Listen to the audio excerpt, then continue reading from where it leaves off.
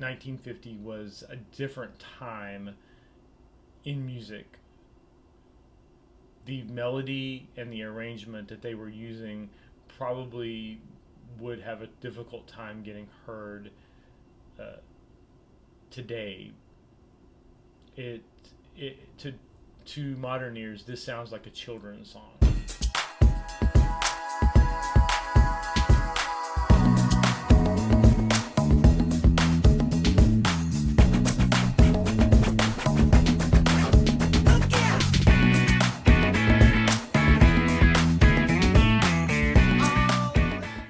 Hello, everyone. It's Micah. Welcome to our Tuesday reaction series, where we are going through the number one songs of each year. On Tuesdays, we're going back into the past and we're working our way up to the present.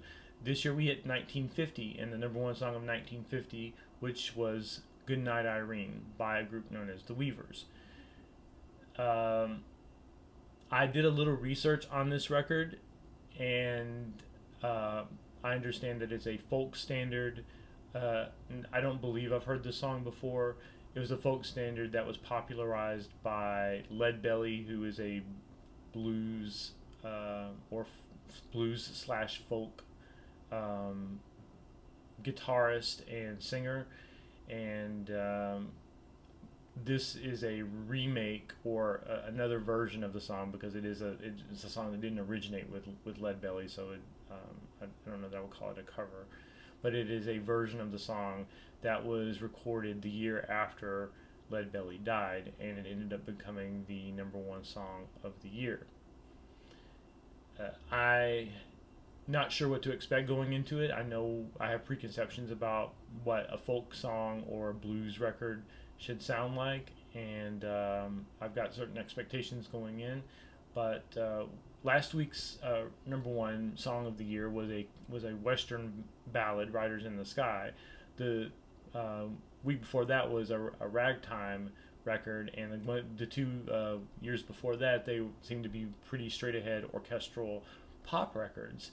So I feel like I'm getting to touch a lot of bases with a lot of different musical genres. So it gives me a sense that the music in the pre-rock and roll era did skip around a little bit and included a variety of sounds. And it does make you think about how, like, we tend to think of the rock and roll era as the beginning of music as we know it, with different genres and different types of music to listen to pick from, and everything before that, especially for people who were born after that era, it just seems to be a big amorphous kind of old music category. But so far I am seeing a somewhat surprising degree of variation, and this is the first song that I've listened to from back in that period that is labeled as a folk song. Uh, let's get into it. Let's see what this sounds like. This is "Goodnight, Irene," and it's a performance clip.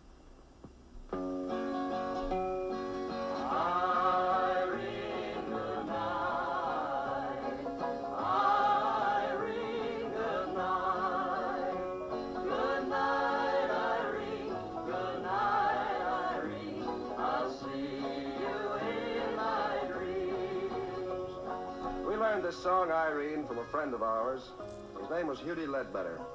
He called himself Leadbelly, king of the 12-string guitar. Some people thought he was the greatest folk singer that ever lived in America. We knew him best as a rememberer of folk songs, and he taught us dozens of them, especially Irene. This was his theme song, and he sang it for over 30 years before he died. Well, he died before Irene got to be known to so many millions of Americans. Hughie had a hard and wonderful life. It's over now, but his songs are still very much alive. Good night, Irene.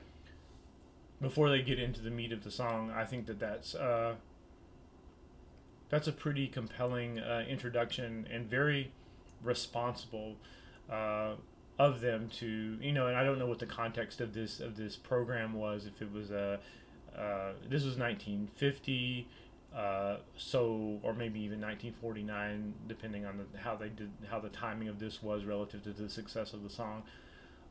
And you can tell that it's very early TV, or maybe it's just a filmed clip. I don't even know if they filmed stuff that wasn't going to be on TV or part of a newsreel or part of a movie back then. I don't know how common that was, but regardless of the context, though, it was. I'm quite impressed by the fact that they stopped the song and they said, "Hey, this song belongs to him.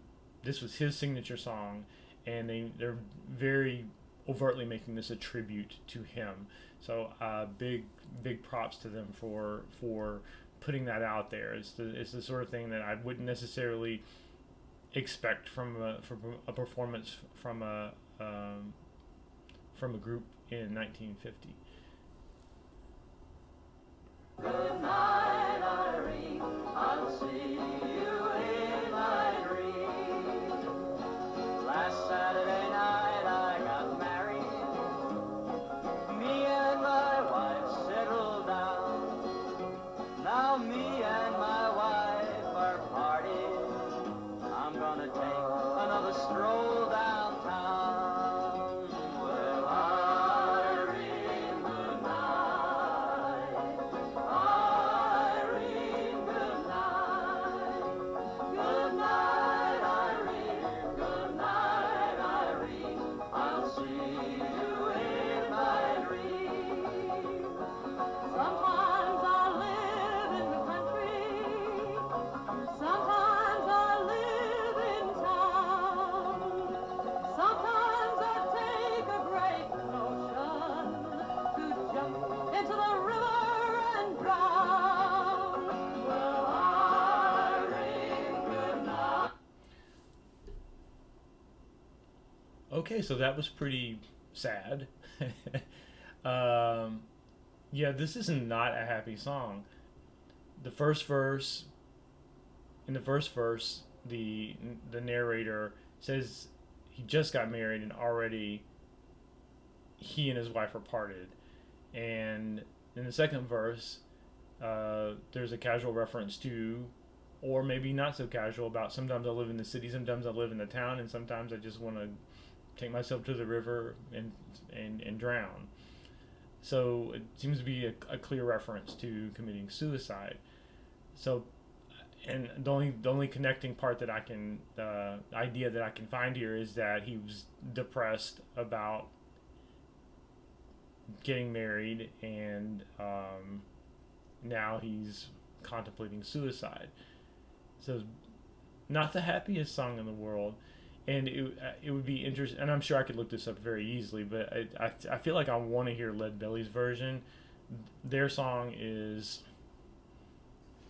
too pretty to convey the despondency in the song.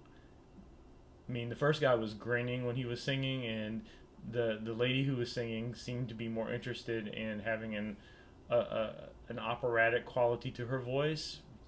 It was to modern ears, I think it sounds very affected. It doesn't sound like someone would really.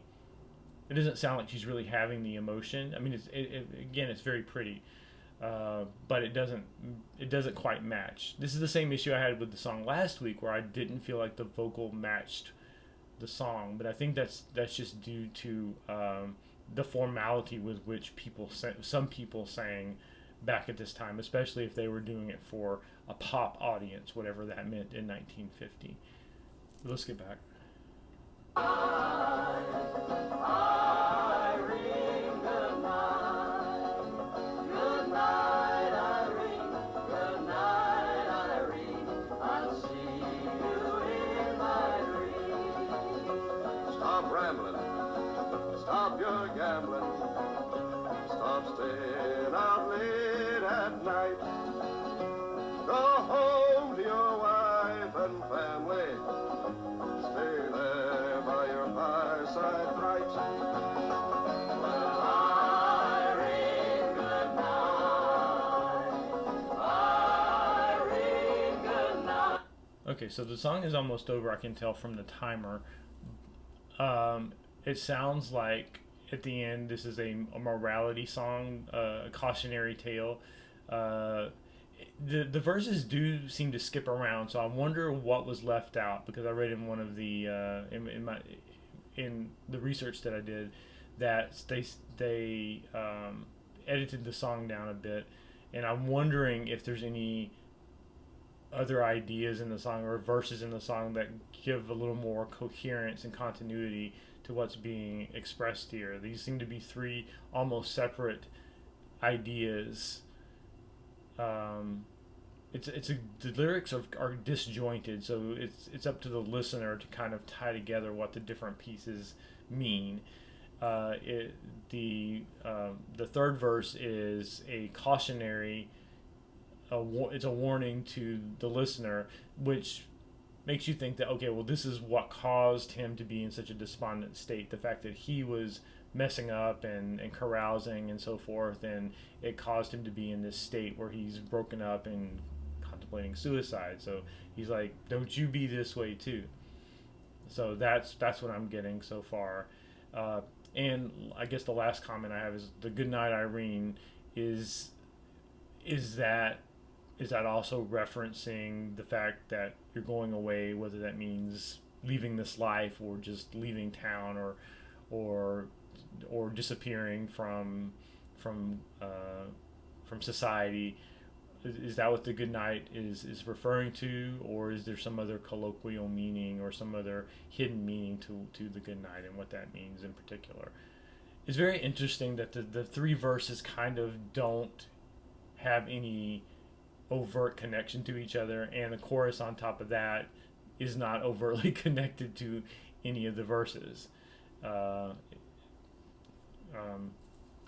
very interesting. Good night, Irene. Good night, Irene. I'll see you in my dreams. Good night, Irene. Good night, Irene. I'll see you in my dreams. The ending was really pretty. I enjoyed that. It makes me wish that they had tried harder for the harmonies throughout the song, because to me the harmonies were much nicer than the solos. I guess the only other note I have about the song is that 1950 was a different time in music. The melody and the arrangement that they were using probably would have a difficult time getting heard today. To modern ears, this sounds like a children's song. The melody sounds very, very simple. It sounds like something almost like a lullaby, something you would sing to a kid. And I think part of the reason why I think that is that folk songs were marketed as children's records in the ensuing years throughout the 60s and 70s and so forth, and that's kind of how they stayed alive as records for children to sing, and they're good for children because the melodies are very obvious melodies, but it's not dynamic enough for modern ears. And so it would have a rough time of it. But in 1950, this was enough to captivate audiences nationwide, and for the song to blow up and be a really huge hit. I guess at the same time, the video I reacted to yesterday, which was Old Town Road, is a pretty simple melody as well, but I think there was a considerable amount of winking and nodding going on. The Old Town Road is a tongue-in-cheek song, and I think the simplicity of it was part of the humor of the song, as opposed to being something that was embraced unironically in the song. And so that's the difference that 70 years will make. But yeah, I can definitely see a song like this with broad lyrics that could be interpreted in a number of different ways. I could see how this would be a song that would captivate listeners at the time. like I said, I really enjoyed the when they sang together.